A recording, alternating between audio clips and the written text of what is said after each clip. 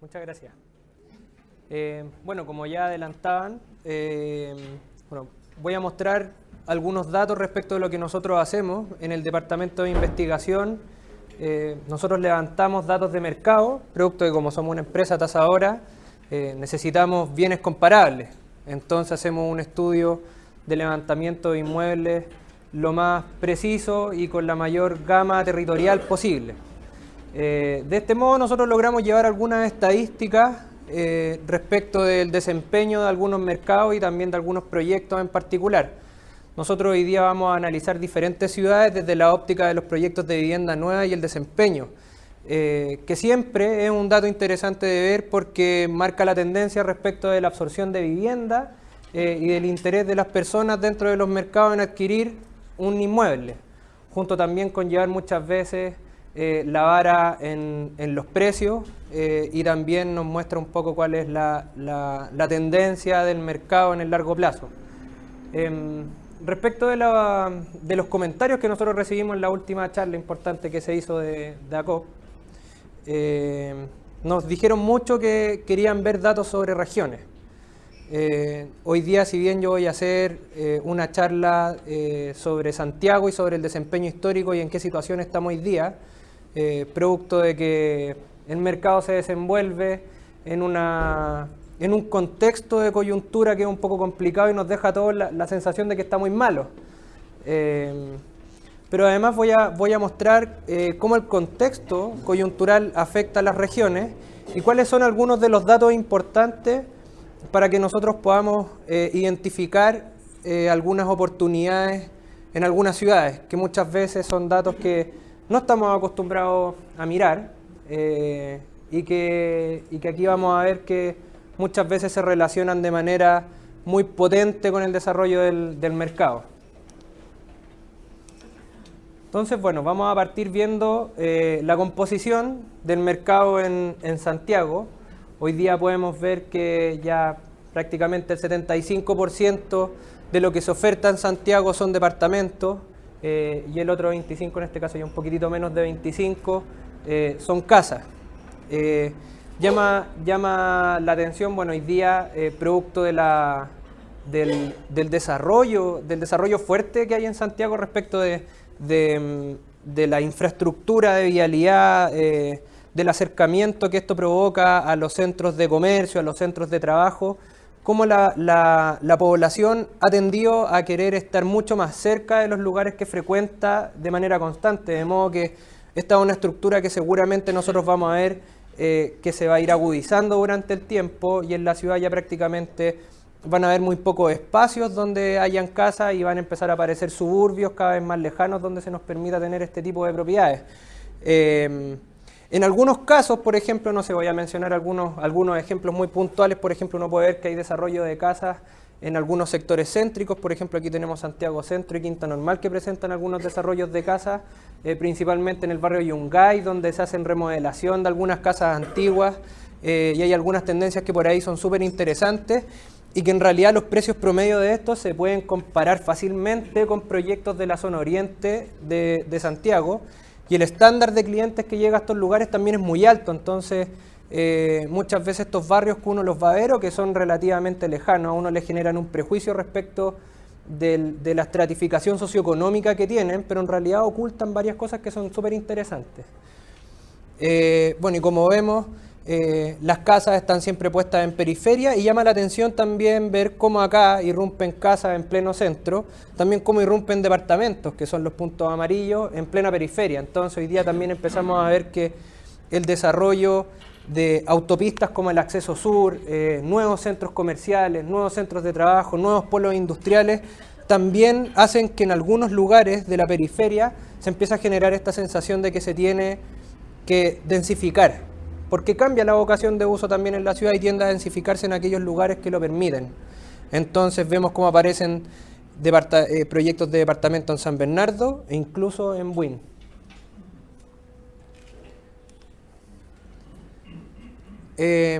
Aquí, bueno, nosotros tenemos el número de unidades en oferta.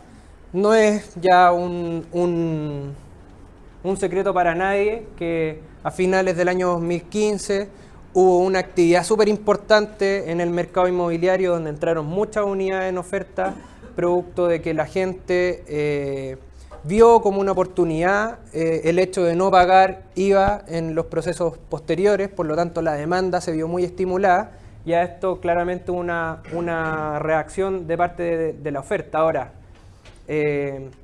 nosotros después de esto vemos que el mercado se desaceleró potentemente porque el driver que era compre sin IVA durante 2015, en 2016 se transformó en el peor verdugo de los inmobiliarios porque dejaron la sensación de que pasado el último día de 2015 la oportunidad se perdía. Y eso no es tan verdad, porque están exentas de IVA no solo las propiedades que se promesaron durante 2015, sino que también todos aquellos proyectos que se recepcionan durante el 2016. Entonces, todo aquello que tenga entrega durante este año sigue estando exento de IVA, pero la gente aún no lo entiende, o por lo menos no es algo que se sepa de forma muy común. Entonces la gente ya de frentón cree que no puede comprar sin IVA, en situación que no es tal. No obstante, bueno, nosotros vemos cómo se provoca una... ¿Se ve el puntito rojo? Sí. ¿Sí? Nosotros vemos cómo hay una normalización de la oferta en relación a que, bueno, hay que también ser bien franco y decir que hoy día la situación global de crecimiento en el país no da y no daba ni siquiera en este proceso para que la venta de las viviendas fuera tan alta, ni para que la oferta también fuera tal.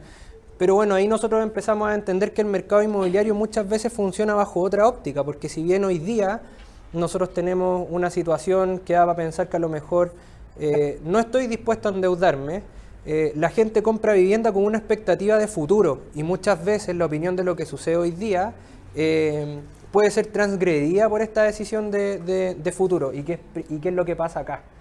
Porque en estricto rigor la gente lo que hace es que al ahorrarse el IVA, el cálculo que hace es sobre un ahorro respecto del dividendo que va a pagar en el futuro y cómo la incorporación del IVA le va a afectar a su flujo y decide planificar su flujo en un momento en el que le resulta más conveniente que en el futuro.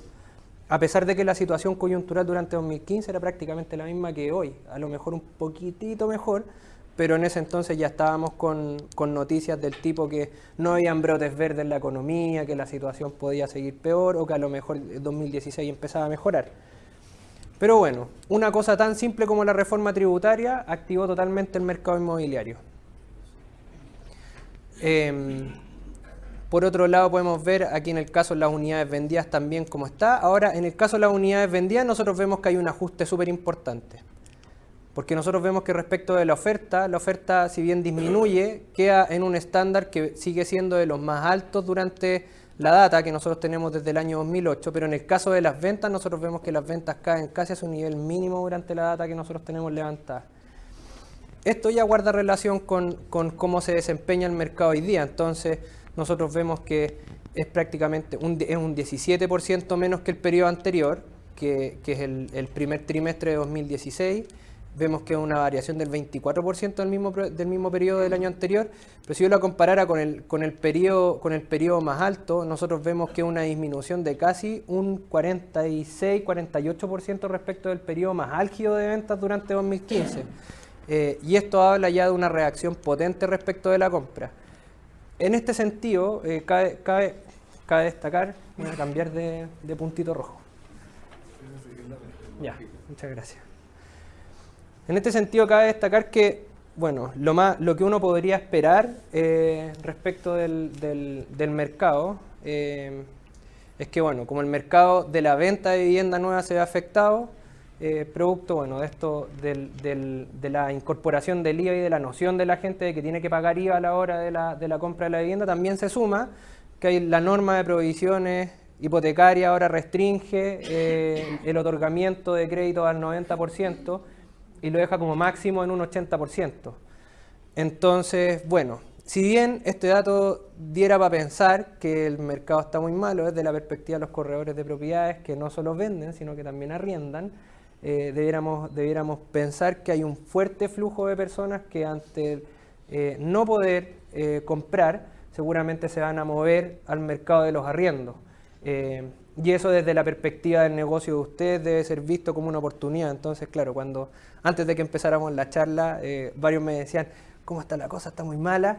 Y en realidad yo creo que todo depende de la visión que uno le ponga en el mercado. Entonces, también sucede y que también tiene que ser visto como una oportunidad que gran parte de las personas que compraron durante este proceso y en 2015 compraron como una opción de inversión. De modo que no están comprando su primera vivienda, sino que están comprando una vivienda que van a salir a arrendar.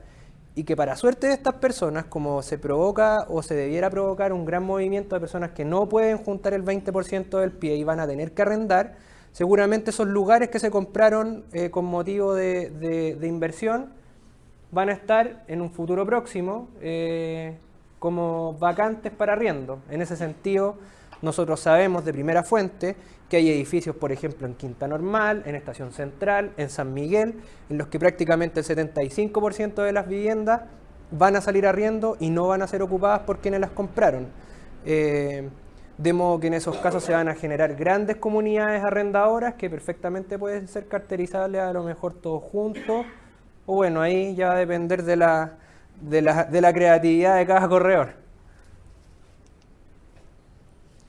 Bueno, aquí vemos que en el caso del stock, el stock es en definitiva las unidades que me quedan como remanente para el periodo que viene. Vemos que el stock no disminuye tan fuertemente y estas son las cifras que en realidad preocupan un poco, porque en realidad cuando sobra mucho stock es cuando se provocan algunas crisis en el mercado inmobiliario. Hoy día vemos que el stock en realidad se va reduciendo, o sea, tiene una tendencia a reducirse y no tiene una tendencia a seguir subiendo como sucedió en el año 2008, que a pesar de que había ya una crisis instalada en pleno 2008, el stock seguía subiendo, se seguían incorporando proyectos, se seguían vendiendo unidades y en realidad lo que vino después fue una debacle bien grande, se dejó de producir viviendas, bueno, y se llegó a un estándar en el cual ya había un equilibrio entre oferta y demanda y no una sobreoferta.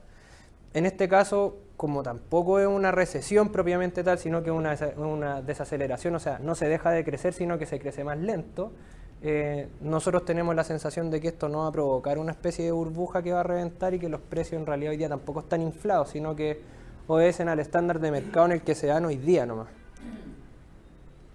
Los precios promedio, a pesar de que uno pudiese identificar algunas crisis, los precios promedios inflexiblemente tienden a subir y muy rara vez los precios tienden a bajar. Ahora, nosotros en un escenario de menor desempeño, lo que creemos es que los precios se van a estabilizar, los precios no van a bajar. Es muy difícil que los precios bajen. ¿Y por qué?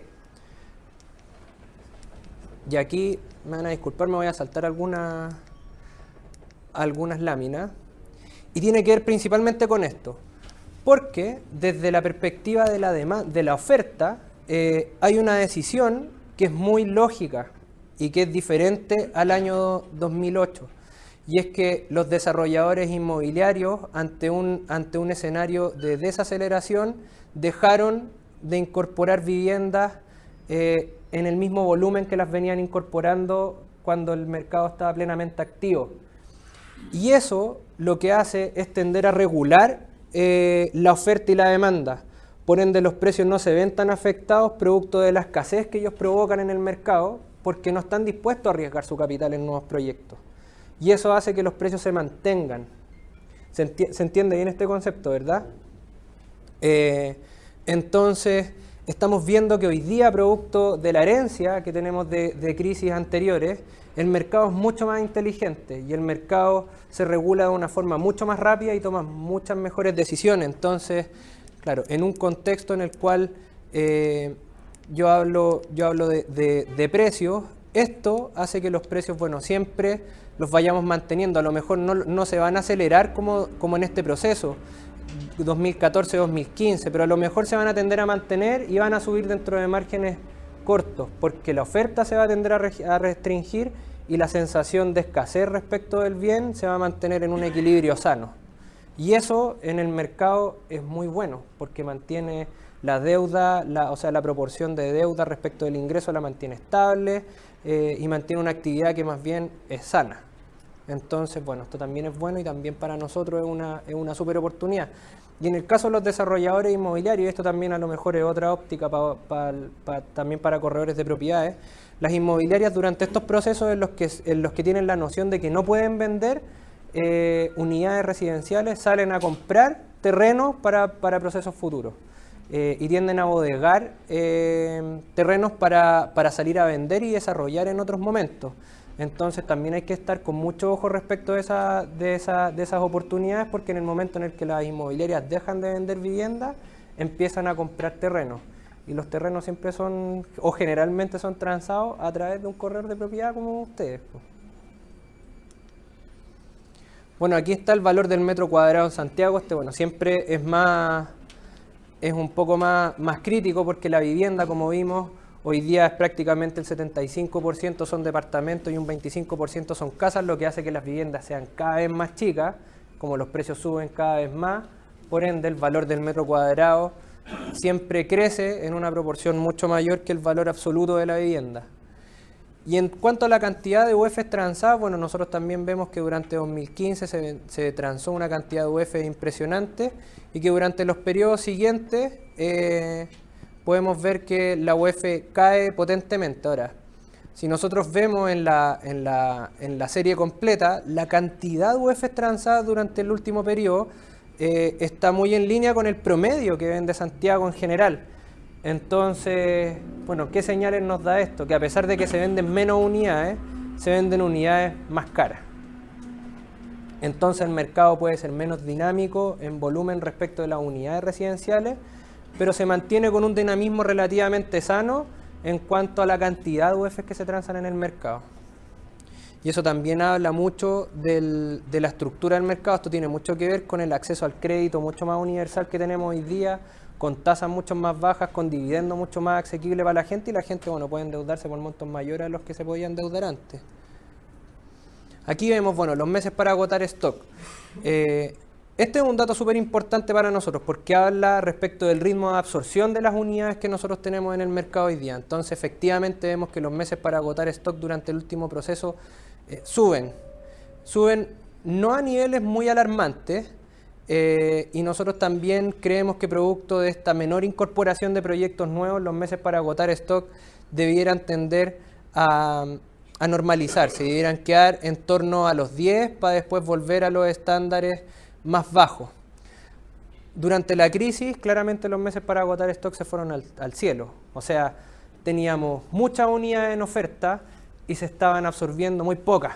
Entonces, claro, eso es una señal súper potente. Y vemos que a pesar de que estamos en una situación donde la sensación de pesimismo es muy similar, claro, no estamos muy lejos todavía de estar en estos estándares. Y la verdad es que 12 meses para agotar stock sobre el stock total todavía sigue siendo muy sano y está muy dentro de las expectativas de los inmobiliarios en términos de la vida útil de sus proyectos.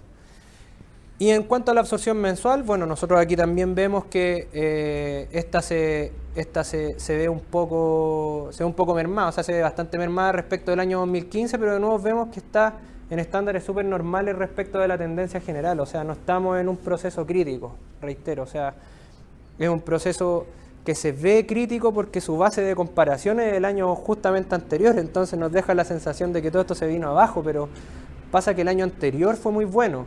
Este año seguramente va a ser un año normal y esperemos que 2017 termine por transparentar la verdadera ley en la que se va a desempeñar el mercado. Y ahí de verdad vamos a ver si la crisis o la desaceleración afecta realmente.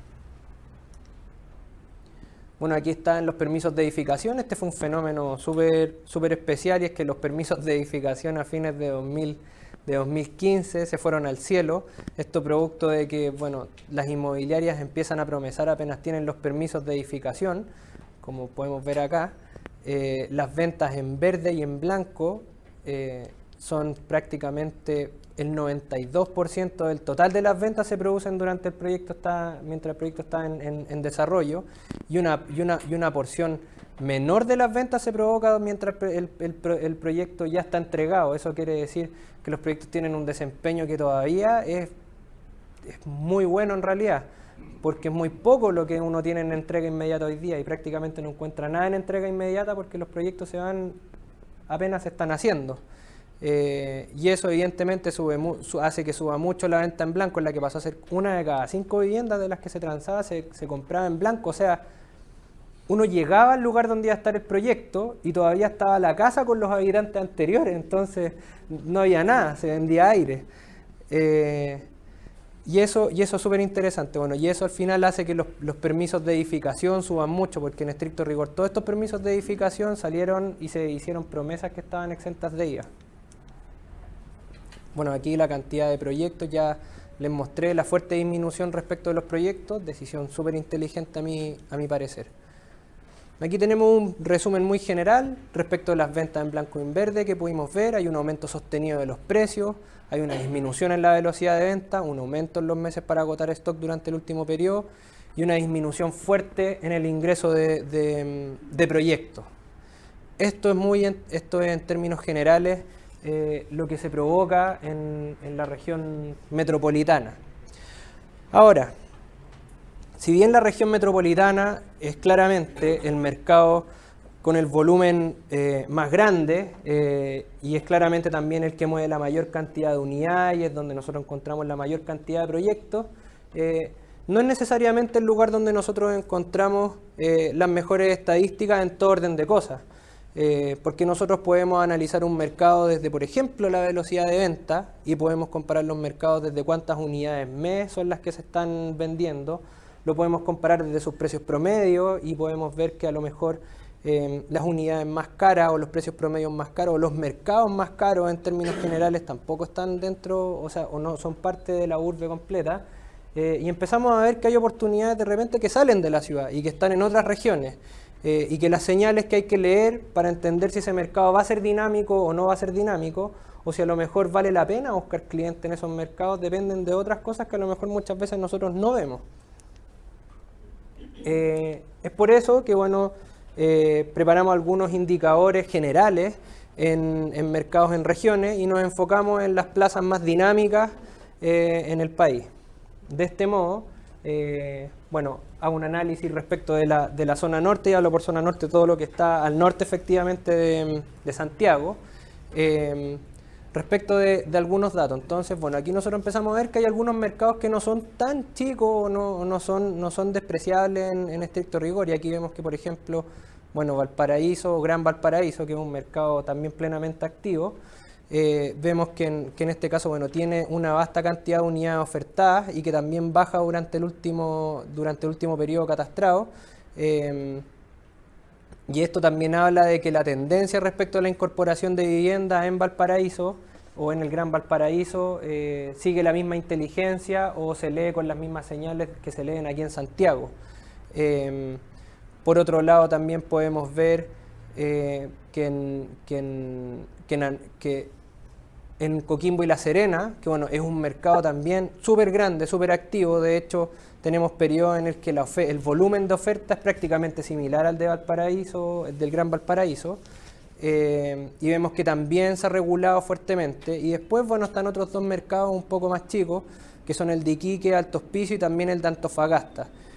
El de Antofagasta es un mercado, bien sabido, es que el mercado en Antofagasta se vio fuertemente impactado por el precio del cobre, por la paralización de faenas extractivas, un desempleo súper alto, y eso hace que cuando uno ve la tendencia en Antofagasta vea que, claro, se regulan en una proporción a lo mejor más chica que otros mercados, pero que finalmente algo pasa. De hecho, si nosotros comparamos las unidades ofertadas en Antofagasta respecto del año anterior, vemos que de toda la ciudad analizada, Antofagasta es la única que tiene más oferta que el resto de la ciudad respecto del año anterior, y eso habla de que Antofagasta en realidad no está preparada para una debacle tan grande como la que ha sufrido durante los últimos años y dejó mucho stock detenido, que seguramente va a costar un poco que se absorba.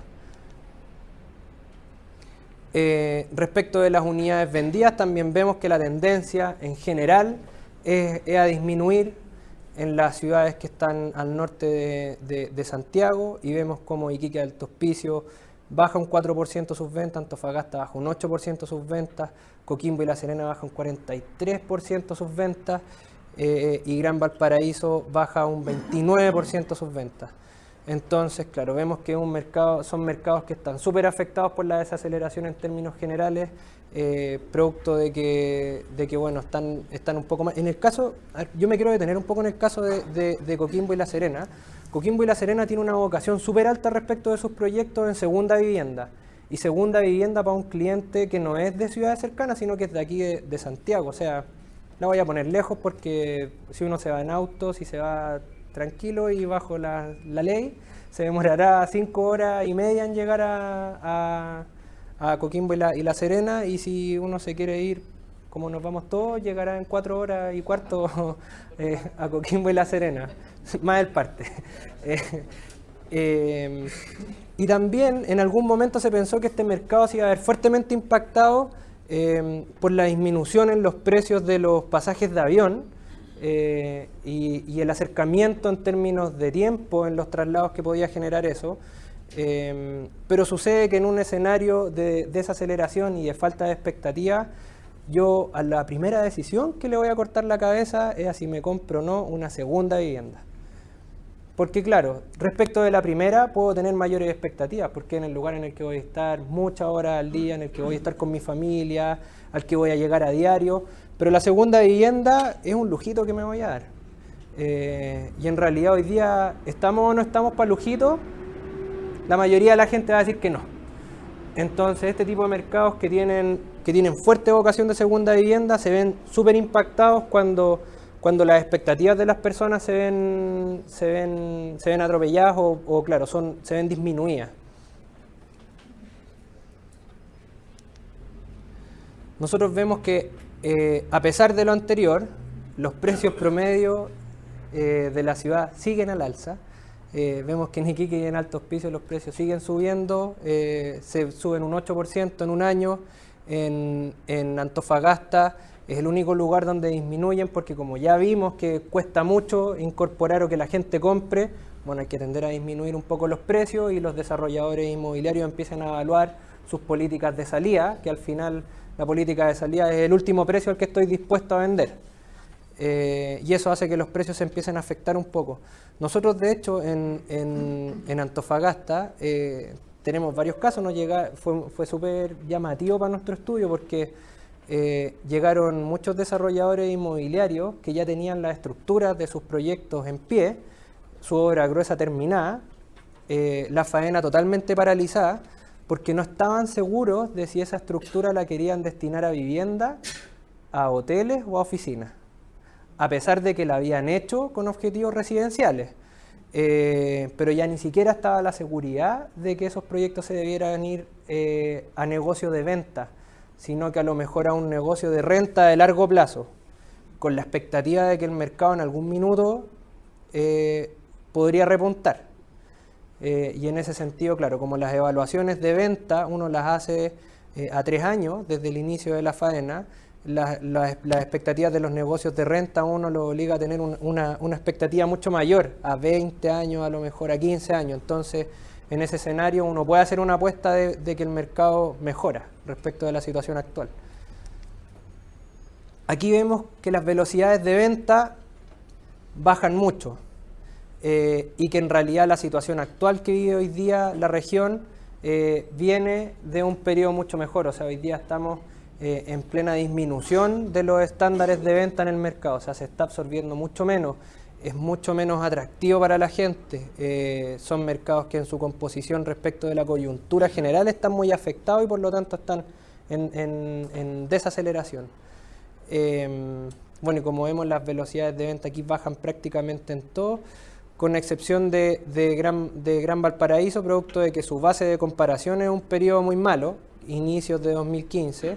Después, al igual que Santiago, sube la venta y hoy día ya de nuevo viene en un ajuste respecto del periodo anterior. Ahora, creo que nos dejemos bien en la memoria la curva de Antofagasta, y que nos dejemos también la curva de Iquique. La curva de Iquique es bien especial también. La curva de Antofagasta, estamos viendo el precio del cobre. La curva de Iquique, estamos viendo el valor de la bolsa en China. Y como durante 2015 subió mucho y después bajó. Son dos mercados que son súper distintos. Iquique es un mercado y es un puerto a través del cual ingresan muchas importaciones y que está plenamente ligado a cómo se mueve el mercado productivo en China. Entonces, gran parte de la actividad comercial está llevada por la SOFRI y gran parte de las empresas que uno logra encontrar en Iquique están destinadas a la distribución y compra de objetos manufacturados del mercado chino. Entonces, apenas se ve afectada esta actividad importadora, podemos ver que también se ve afectado el mercado, el empleo y las expectativas internas dentro del mercado de Iquique. Apenas cae el precio del cobre, nosotros vemos cómo cae también la absorción de vivienda en Antofagasta. Entonces, muchas veces uno tiene que estar atento a algunas señales que no son propiamente del mercado inmobiliario y que no tienen que ver con la venta propiamente de la vivienda, sino que uno de repente puede adelantarse un par de pasos respecto de la competencia, mirar otros datos y decir, yo de este mercado me retiro a lo mejor antes que el resto y vamos a tener a lo mejor un mejor poder de gestión respecto de la cartera de clientes que se tiene, la cartera de inmuebles que se tiene, los lugares a los que me muevo y con qué motivos me muevo. Bueno, y aquí vemos la cantidad de proyectos. También llama la atención que la cantidad de proyectos no se detiene y esto tiene que ver con que ya hay muchas inversiones y decisiones de inversión que ya fueron tomadas con anterioridad, hay financiamientos que ya están comprometidos con los bancos, hay un montón de decisiones que la verdad es que el desarrollador inmobiliario cuando ya se mete no puede salir y no tiene otra que aventurarse en la venta. Y así vemos que los proyectos no descienden potentemente. Con excepción aquí de Gran Valparaíso, pero llama mucho la atención que, por ejemplo, Iquique siga incorporando proyectos y que Antofagasta también siga incorporando proyectos, a pesar del desempeño. Aquí no hay una inteligencia tan grande a lo mejor como en el resto de los mercados. Ahora vamos a ver la zona sur.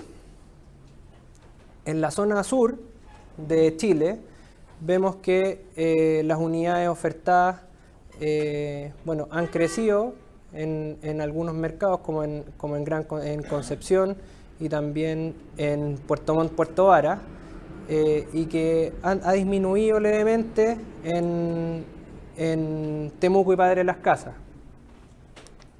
Ahora, el número de unidades vendidas respecto a un año en sur es súper distinto que en norte. Por algún motivo el mercado de sur se ha visto potenciado en el último periodo, por lo menos que nosotros hemos analizado, y ha sufrido una aceleración respecto de las ventas, producto de que la zona sur, depende de otros mercados diferentes a los de la zona norte. Por ejemplo, aquí el mercado silvoagropecuario y el mercado forestal son los principales, son el carro que tira la economía, y tienen ciclos que son distintos, que no se han visto tan afectados como el cobre. Y en ese sentido, claro, hay otras repercusiones en el mercado. Por otro lado, también cuando uno, que por ejemplo me sucedió mucho a mí con algunos amigos, tenía compañeros trabajando en faenas mineras, ingenieros que de repente aparecieron trabajando en una forestal en pleno sur. Entonces se fueron del calor del desierto al frío del sur. Y en realidad la movilidad profesional que hay en regiones es súper distinta a la movilidad profesional que hay en Santiago. La gente que vive aquí genera mucho arraigo a la ciudad porque tiene muchos motivos para quedarse. Colegios, hospitales, centros comerciales, un montón de cosas. Pero en el caso de regiones, la decisión de dónde vivo es un poco más laxa que en la capital. Entonces la gente tiene mucha más propensión a moverse de ciudad. Y eso, ante la desaceleración en norte, podemos ver que puede afectar de manera muy positiva a otras regiones que siguen teniendo actividad económica sana, como por ejemplo las regiones de sur. En el caso de los precios promedios llama mucho la atención que los precios promedios bajen levemente, o sea, no son bajas impresionantes, son de un 1, 0,4, 0,5, que eso más bien para uno que ve data histórica o que hace análisis de mercado un poco más largo es una mantención de los precios, no es un alza, o sea, no es una baja grande. Ahora, en el caso de Sur, es súper interesante también hacer el análisis respecto de que en Sur afectó de forma mucho más potente la incorporación de los proyectos de S116, que son estos de integración social, donde hay viviendas destinadas a segmentos medios bajos, junto con familias vulnerables. Y la incorporación de este tipo de iniciativas fue mucho más fuerte en Sur que en Norte. De modo que bueno, eso también afecta un poco a los precios y también afecta harto a la estructura de mercado. Vemos que la velocidad de venta en Sur también viene en alza, no viene, o sea, el periodo actual no viene de estar acá arriba y vemos cómo se está cayendo, sino que vemos que viene de un proceso en el cual la absorción de cada uno de los proyectos era relativamente normal, y uno podría decir que relativamente normal es que en una ciudad estén entre 3,5 y 4,5 la absorción estándar por proyecto. Vemos que en Sur esto de repente se eleva. Y vemos cómo en Puerto Montt y Puerto Varas llega a 5,4 unidades mes, que es bastante más que la media en el país. Vemos cómo también en Temuco y Padre Las Casas llega a 4,7 y en Concepción llega a 4. Y vemos que la cantidad de proyectos en venta también aquí se mantiene. O sea, aparentemente este es un mercado que está mucho más equilibrado y que producto también de que ha llegado gente, de que ha habido algún interés en otros mercados. Sigue provocando una situación de equilibrio en el mercado que es súper favorable para la venta.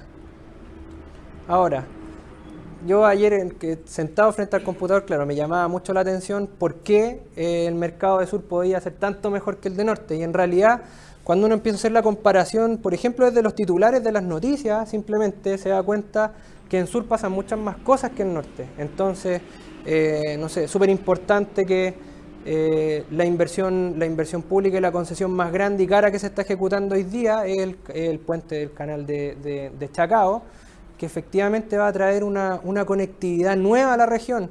Las viviendas se van a ver súper afectadas, el precio de la vivienda va a ser otro, la cantidad de proyectos que van a entrar, la cantidad de gente interesada en la zona cercana a Chiloé y dentro de Chiloé va a ser otra cosa. Entonces la cantidad de inversión que hay allá es otra. Podemos ver que, por ejemplo, en Concepción uno dice ya, la inversión del muelle de Talcahuano puede ser una cosa que parece marginal, pero en realidad no es tan marginal, porque si uno analiza, hoy día, por ejemplo, la industria maderera sale principalmente por el puerto de San Antonio Valparaíso al extranjero.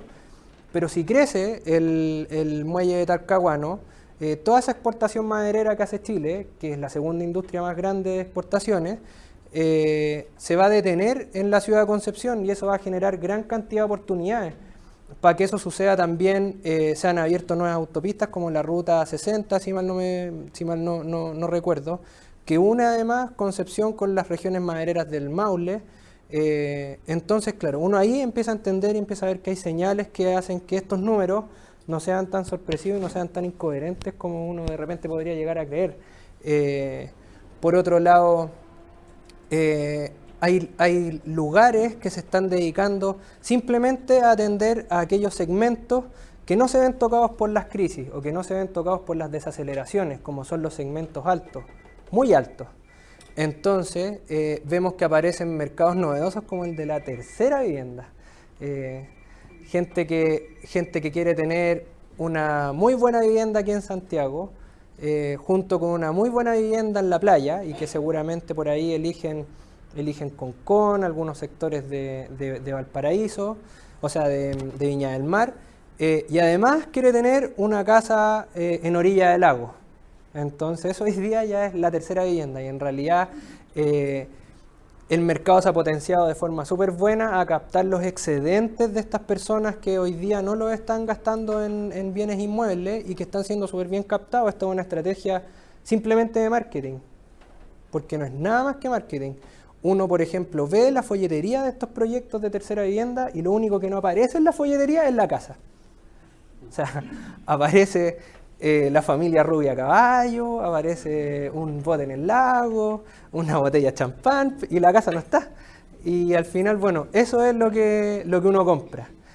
Y por otro lado, también me llamó mucho la atención que el concepto de townhouse en el sur también es súper potente y yo creo que calza súper bien con el mercado y es uno de los atributos que uno debiera incorporar a la hora de tratar de vender este tipo de unidades, porque te dicen departamento y casa juntos.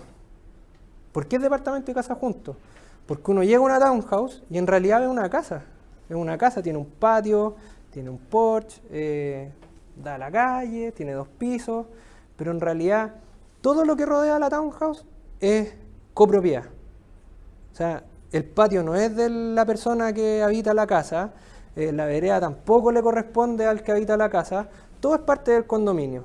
Entonces, en realidad, él tiene una casa, pero financia su casa a través de un gasto común. Por lo tanto, este tipo puede no estar en 6 meses y su jardín va a seguir regado, sus plantas van a seguir podadas, sus espacios comunes van a seguir súper bien mantenidos y él lo único que hace es pagar una cuota tal cual lo hace alguien de un departamento, pero viviendo en una casa, juntos.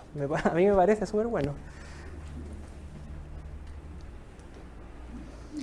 Ahora bueno, aquí algunos datos comparativos, vemos cómo hay una disminución en ventas en norte, un aumento en ventas en sur, súper grande, hasta 109% en Concepción, una disminución del ritmo de ventas en norte y un aumento del ritmo de ventas en sur nuevamente, y grandes diferencias entre los mercados de región. Entonces vemos que están destacados Temuco, Puerto Montt, Puerto Varas, más chiquititos, y ojalá se recuperen Iquique, La Serena y Antofagasta.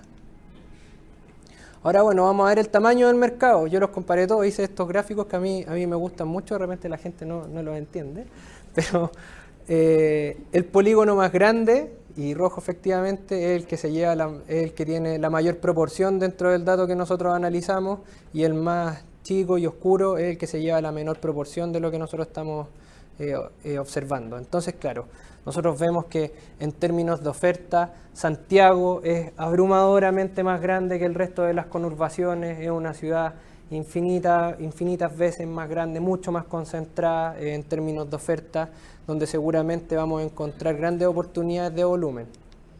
Vemos que en términos de venta también es mucho más grande. Ahora vemos que también seguía ya a lo mejor con una brecha no tan abismal como en el caso de la oferta, que es de 44.000 a 9.711 en Gran Concepción, y vemos que en términos de venta aquí se vendieron 8.328 y en el Gran Concepción se vendieron 3.800 viviendas, o sea, no es tan desproporcionado en relación a la oferta.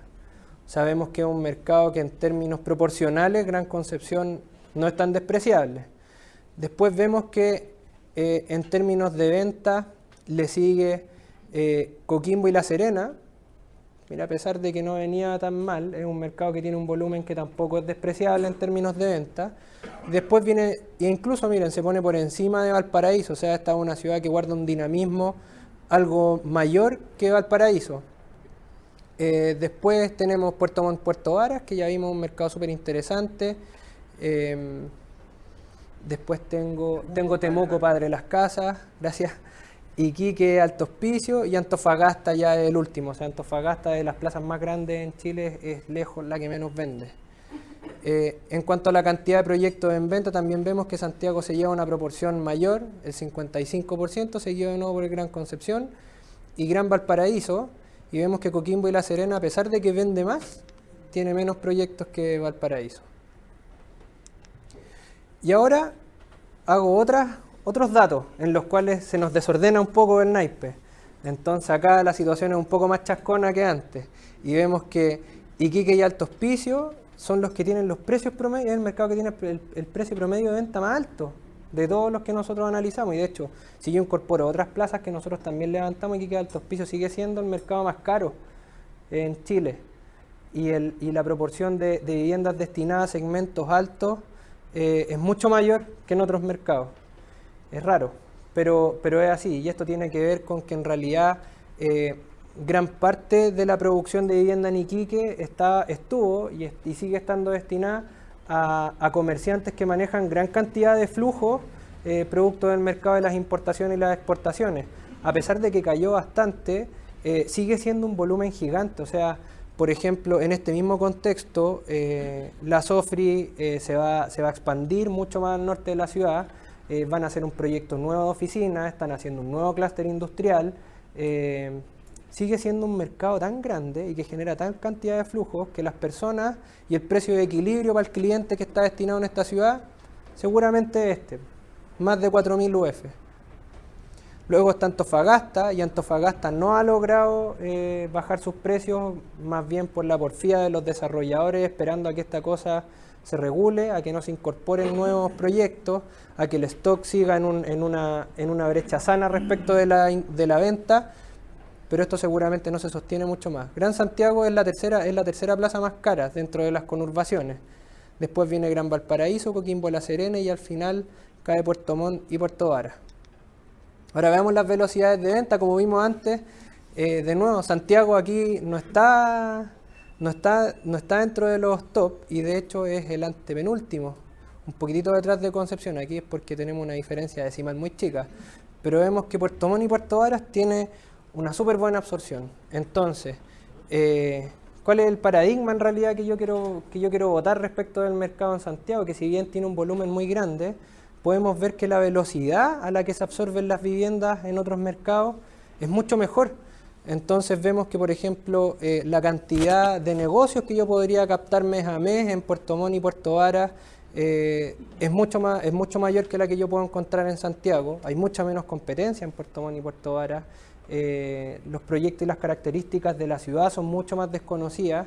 Tiene un mercado que es muy heterogéneo. Hoy día, por ejemplo, Puerto Varas se vende como la comuna dormitorio de quienes trabajan en Puerto Montt y de quienes tienen buenos ingresos en Puerto Montt. O sea, hoy día en Puerto Varas yo puedo encontrar fácilmente departamentos de 12.000 UF, de 12.500 UF. O sea, es un mercado que, como ven, está absorbiendo muy rápido y que además está vendiendo a muy buen precio. O sea, si me preguntan a mí, yo creo que meterse en Puerto Varas o meterse a hacer negocios o hacer corretaje de propiedades en Puerto Varas puede ser tanto igual de conveniente que hacer negocios en Las Condes, en Providencia, porque el segmento es muy parecido y tiene una velocidad de absorción que, como ya vemos, es súper alta.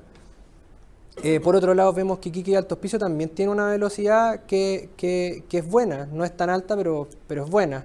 Y vemos que además está dentro de los precios más altos. O sea, aquí a lo mejor podemos hablar de que no hay tanto volumen como en Puerto Montt y Puerto Varas, pero cada una de las transacciones que nosotros vayamos a captar ahí de todos modos va a ser una buena transacción y va a ser una transacción alta. Entonces, claro, a lo que quiero invitar es que en definitiva se miren otros mercados desde una óptica distinta, no tanto sobre el volumen puro y duro, sino que también se vea que hay opciones de hacer negocios con propiedades que tienen buenos precios, que tienen buenos ritmos y que no están tan cerca de los lugares que nosotros acostumbramos a los lugares en los que acostumbramos a estar, como Santiago o nuestros desplazamientos al trabajo. Vemos que hay alta concentración de oferta, un volumen de mercado que también está concentrado, los proyectos de ventas también están concentrados, pero los precios y los ritmos de venta en regiones son mucho mejores que en la región metropolitana.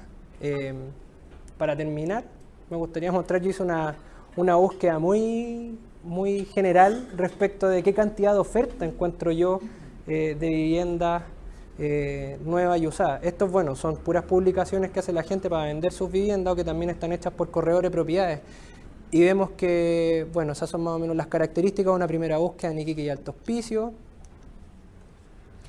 Mucho menor en Antofagasta. Vemos que en Serena y Coquimbo ya aparece algo mayor y de nuevo vemos, como les explicaba antes, todo en orilla, en borde mar. Todo esto es básicamente segunda vivienda. A mí me tocó ir a Coquimbo y Serena en mayo y me quedé en un hotel que estaba como por acá y no había nadie, pero nadie, estaba vacío, era una ciudad muerta, porque toda la gente que vive aquí arriba. Y esto todo era segunda vivienda y yo fui a los proyectos que estaban acá y estaban todos, o sea, se estaban vendiendo harto más lentos, pero se estaban vendiendo y nadie de los que compraba quería vivir ahí, simplemente los tenían como segunda vivienda. Vemos que Gran Valparaíso efectivamente ya es un mercado mucho más potente, tiene zonas dentro de la ciudad que son grandes, En Concepción también hay menos oferta. Vimos que Concepción es un mercado que viene muy bueno, a pesar de eso tiene menos oferta que Valparaíso y otros lugares, o por lo menos hay menos gestión de parte de los vendedores aquí en Gran Concepción. Vemos que Temuco y Padre Las Casas ya tiene básicamente nada. Puerto Montt, Puerto Varas tiene súper poco, a pesar de que uno de los mercados es el mercado que tiene mejor velocidad de venta.